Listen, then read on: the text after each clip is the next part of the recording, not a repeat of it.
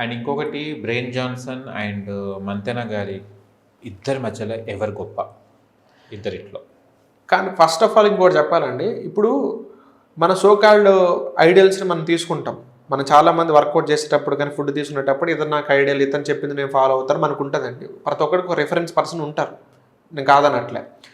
But ఇప్పుడు health ఇండస్ట్రీలో number 1 ప్లేస్లో ఉన్నది ఎవర్రా అంటే ఒకటి బ్రెయిన్ జాన్సన్, 2 మంతెన సత్యనారాయణ.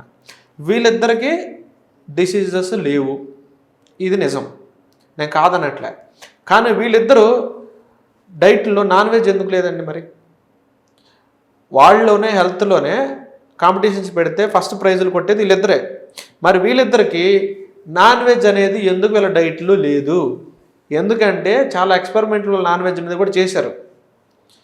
చేసి నాన్ వెజ్ తింటే లాంజివిటీ ఉండదు, నాన్ వెజ్ తినేవాళ్ళు ఎక్కువ సంవత్సరాలు బతకలేరు, ఇన్స్టెంట్గా కండలు పెరుగుతాయి, 6 ప్యాక్ వచ్చింది, బలం వచ్చింది, అన్నీ జరుగుతాయి.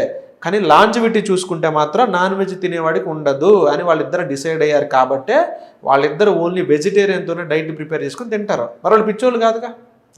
నువ్వు నాన్ వెజ్ కింద పవర్ ఉంటే ప్రపంచంలోనే హెల్త్లో నెంబర్ 1 ప్లేస్లో ఉన్న వాళ్ళిద్దరూ నాన్ వెజ్ని ఎందుకు పక్కన పెట్టారు? Simple question. ఏ ఫిట్నెస్ ట్రైనర్ చెప్పినా, ఏ డాక్టర్ చెప్పినా, ఏ న్యూట్రిషనిస్ట్ చెప్పినా నేను ఒప్పుకుంటా. అలా అని చెప్పేసి నాన్ వెజ్ అసలు తినకుండా ఉండకూడదు, అలా చేయకూడదండి. అది ఎప్పుడు చేయాలి అంటే కొన్ని రకాల డైట్లు అంటే కొన్ని రకాల రోగాలు తగ్గించుకునేటప్పుడు మనం కార్బోహైడ్రేట్లు మానేయాల్సి ఉంటుంది. అప్పుడు ఓన్లీ ఈ నాన్ వెజిటేరియన్ ఐటమ్స్ మాత్రమే తినాలి. అలా తిని ఒక 4-5 మంత్స్కి ఆ డిసీజెస్ మీరు తగ్గించుకున్న తర్వాత మళ్ళీ బ్యాక్ టు మీరు వెజిటేరియన్కి రావాలి. దీన్ని స్మార్ట్ ఈటింగ్ అంటారు.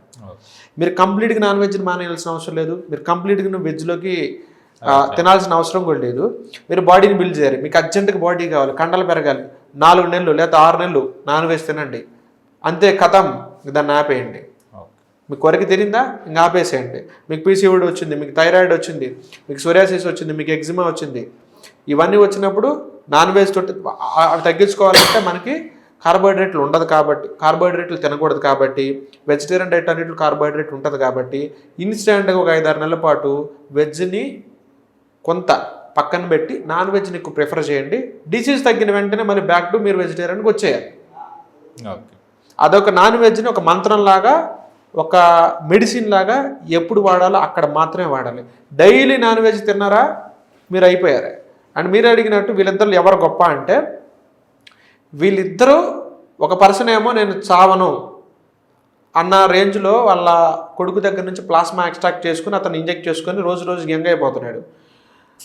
ఇంకో పర్సన్ ఏమో అసలు షాంపూలు వాడ్డు, బ్రష్లు చేయడు, సాక్సులు వాష్ చేసుకోడు. ఎందుకంటే తనకు అవసరం రాకలా.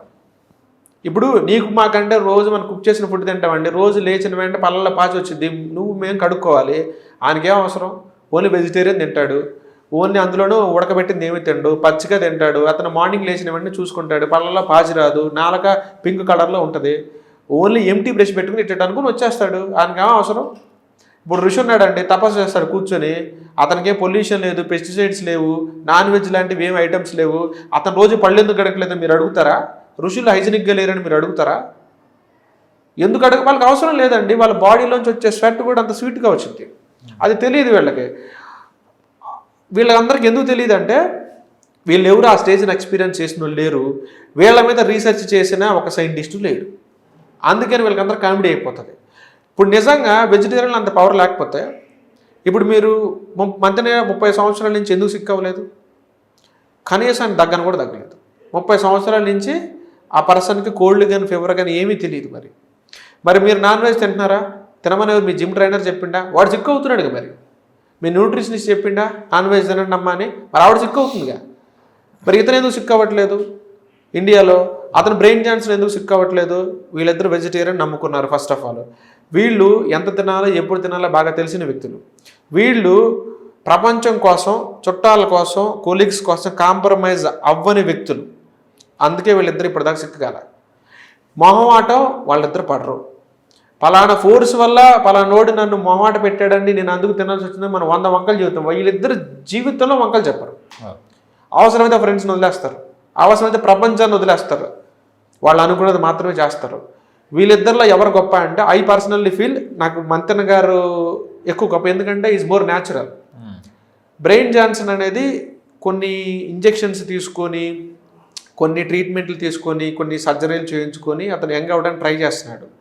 బట్ అతని టెక్నిక్ వేరు. ఇతను మోర్ న్యాచురల్, ప్రకృతికి తన దేహాన్ని వదిలేశాడు. సో నాకు ఇతనే కొంచెం పవర్ఫుల్ అని నాకు అనిపిస్తుంది. ఓకే. అవి చూడాలి. ఇప్పుడు రీసెంట్గా మనకి స్పెర్మ్ రేస్ అని జరుగుతుంది. సేమ్ అలాగనే ఇతనికి కూడా బయలాజికల్ వార్ రేస్ లాంటిది ఎవరైనా పెడితే నాకు చూడాలని ఇంట్రెస్ట్గా ఉంది యాక్చువల్గా. కుదిరితే నేనే పెడతాను.